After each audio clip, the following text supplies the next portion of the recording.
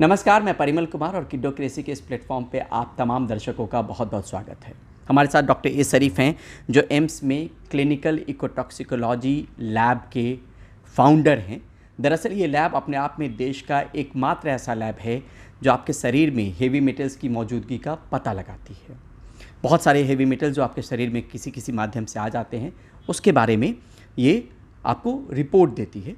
और doctor A शरीफ से हम समझना चाहेंगे, सर पहले तो बहुत बहुत धन्यवाद आपका कि आप किड्डोक्रेसी से आप बात कर रहे हैं। किस तरह के हेवी मेटल्स का प्रेजेंस समय समय पे आपने बच्चों में देखा है और उसको कैसे दूर किया जा सकता है? बच्चों में कई तरह के हेवी मेटल्स जो एनवायरनमेंट में पाए जाते हैं, जैसे लेड है और क्रोमियम है, निकेल है, आर्सेनिक है। ये सब चीज़ें बच्चों में भी पाए जाते हैं और बच्चों को बड़ों से ज़्यादा अफेक्ट करते हैं, क्योंकि ये बच्चे तो उनका शरीर छोटा होता है और उस मात्रा में अगर छोटे शरीर में ये केमिकल्स पाए जाते हैं और जो ग्रो हो रहे हैं वो ऑर्गन्स को अफेक्ट करते हैं। इसलिए बच्चों में हर सिस्टम को अफेक्ट करते हैं। जैसे डाइजेस्टिव डिस्टर्बेंसेस आएंगे पहले, और उसके बाद किडनी को अफेक्ट कर सकते हैं और ब्रेन को अफेक्ट कर सकते हैं, न्यूरोलॉजिकल सिम्टम्स आ सकते हैं और उनका जो नॉर्मल डेवलपमेंटल माइलस्टोन्स है वो भी अफेक्ट हो सकते हैं। जैसे स्कूल में अगर बच्चा पढ़ाई ठीक नहीं कर रहा है या उसका अटेंशन नहीं है या जब परफॉर्मेंस नहीं है तो ये भी हो सकता है कि उसमें कोई टॉक्सिसिटी भी हो सकता है और उसका मेंटल परफॉर्मेंस, इंटेलिजेंस भी अफेक्ट हो सकता है। कई बार ऐसे होता है कि पता नहीं चलता है कि कुछ लेड टॉक्सिसिटी या ऐसा टॉक्सिसिटी कुछ हो रहा होगा बच्चे को, और दूसरे बच्चों के तुलना में इसका परफॉर्मेंस बहुत कम हो रहा होगा। हमने ये भी देखा सर कि यहाँ पे एक फाइंडिंग ये भी आई थी कि सिल्वर टॉक्सिसिटी भी बच्चों में, एल्युमिनियम टॉक्सिसिटी भी। हाँ, कई चीज़ ये सब होते हैं कि सिल्वर टॉक्सिसिटी, इनफैक्ट हम सोर्सेस को एग्जैक्टली पॉइंट नहीं कर सकते कि कहाँ से आ रहा है ये। कई बार मुझे लगता है कि जो मिठाइयों पे वो जो चांदी का वर्क जो डालते हैं वो भी हो सकता है, या कुछ खिलौनों में हो सकता है जो बच्चे मुंह में रखते होंगे या जो भी है। ऐसे ऐसे अलग अलग सोर्सेस से, क्योंकि अनएक्सपेक्टेड सोर्सेस से बच्चों में वो टॉक्सिसिटी हो सकता है। और डॉक्टर साहब एल्युमिनियम टॉक्सिसिटी?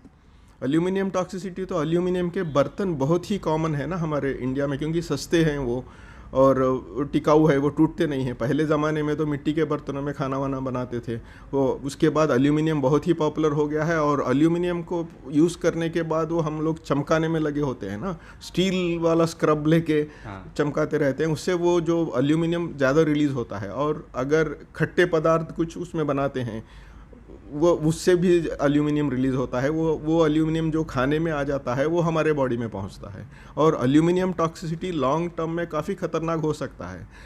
ये इनफैक्ट ये जो अल्जाइमर्स डिसीज़ वगैरह जो न्यूरोलॉजिकल डिसीज़ है उसमें भी इम्प्लिकेटेड है एल्यूमिनियम।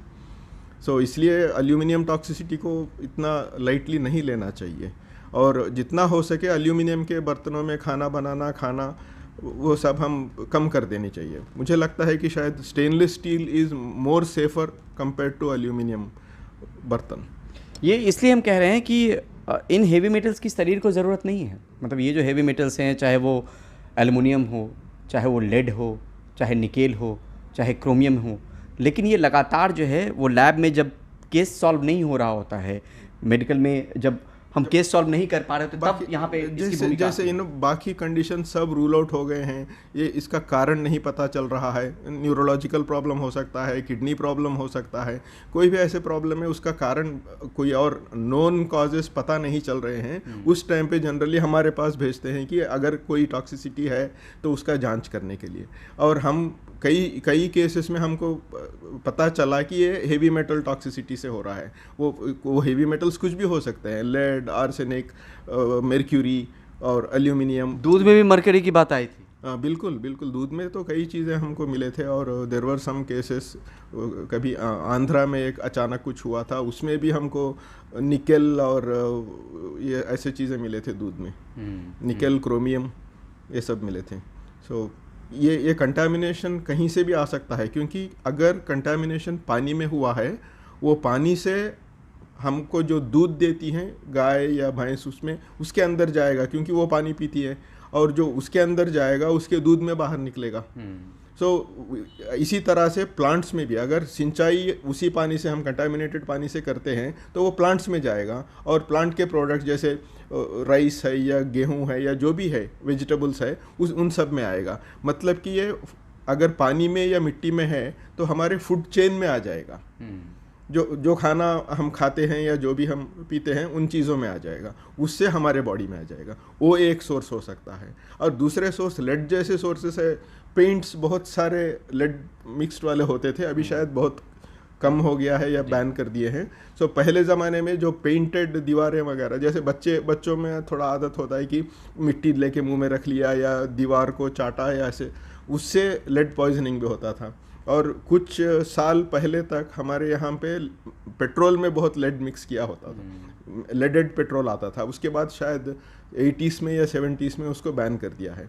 अभी पेट्रोल के, लेकिन उस कितने सालों तक हमने जो लेडेड पेट्रोल यूज़ किया है वो सारा गया कहाँ?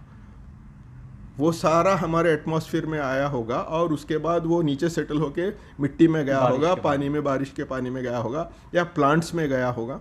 सो वो सारा लेड तो है अभी एनवायरनमेंट में। हमने कई साल पहले उसको यूज़ करना छोड़ दिया है, फिर भी वो गया कहाँ? जो बच्चे खिलौने पहले पेंट्स वगैरह होते थे, या प्लास्टिक, सस्ते वाले प्लास्टिक्स, ये वो तो रिसाइकल्ड होते हैं। उसमें पता नहीं क्या क्या चीज़ें। रिसाइकल का मतलब कि पुराने प्लास्टिक की चीज़ों को फिर से उसको मेल्ट करके फिर से बनाते हैं। सो रिसाइकल्ड वाले प्लास्टिक से बने हुए खिलौने वगैरह बच्चों को नहीं देना चाहिए, जो आमतौर पे अभी भी गांव घर में मेला में वो बिकता है, लोग खरीदते हैं, क्योंकि बहुत सस्ते होते हैं वो, इसलिए वो देना नहीं चाहिए बच्चों को। और पेंटेड चीज़ें, क्योंकि बच्चा हर चीज़ को मुंह में रखता है, सो इसलिए वो उसको जो भी है खिलौने में अगर कुछ लगा हुआ है या उसके अंदर से कुछ निकल रहा है तो वो बच्चे के बॉडी में जाएगा। ये कितना बड़ा कंसर्न है बच्चों को लेकर, खासतौर पे क्योंकि हमारा प्लेटफॉर्म बच्चों को लेकर है सर। तो ये जो हेवी मेटल्स की मौजूदगी मिल रही है बच्चों में, वो तो तमाम तरह के असर डालेगी उनके ग्रोथ पे। बिल्कुल बिल्कुल। So it is a big concern, और बच्चों के लिए, क्योंकि बच्चों का परफॉर्मेंस ख़राब होगा, उनका इंटेलिजेंस अफेक्ट होगा, उनकी पढ़ाई ख़राब होगा, और हम लोगों को पता भी नहीं चलेगा क्यों ऐसे हो रहा है।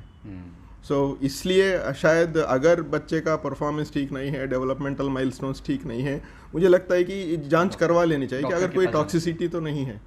हाँ, सो मेंटल डेवलपमेंट वगैरह अफेक्ट होने के लिए या तो जेनेटिक कॉजेस हो सकते हैं, या ड्यूरिंग बर्थ जो एस्फिक्सिया वगैरह होता है उससे ब्रेन अफेक्ट हो सकता है, उससे हो सकते हैं। अगर ये सब अगर रूल आउट कर दिए हैं तो तब टॉक्सिसिटी के कारण भी हो सकते हैं। इसलिए टॉक्सिसिटी का जांच करवाना जरूर, अगर कोई और कारण नहीं मिल रहा है तो तब ज़रूर टॉक्सिसिटी का वो जांच करवा लेनी चाहिए। किडनी पे जो असर पड़ता है वो पानी में कुछ हेवी मेटल्स होता है, जिसके बाद छोटे छोटे बच्चों में जो किडनी पे असर, या किडनी, देखिए कोई भी चीज़ हम खाने में या पानी में हमारे मुंह के रास्ते से अंदर जाता है तो वो सबसे पहला इंटेस्टाइन को अफेक्ट करेगा, कि डाइजेस्टिव प्रॉब्लम्स हो सकते हैं, इरिटेबिलिटी, डायरिया, ऐसी चीज़ें हो सकते हैं।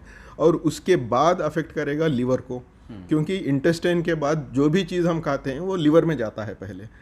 उसके बाद वो लीवर को अफेक्ट करेगा, लीवर को डैमेज करेगा। उसके बाद जाके वो जनरल ब्लड सर्कुलेशन में जाएगा, और जब ब्लड सर्कुलेशन में जाएगा, किडनी में मैक्सिमम फिल्ट्रेशन कोई भी चीज़ का होता है।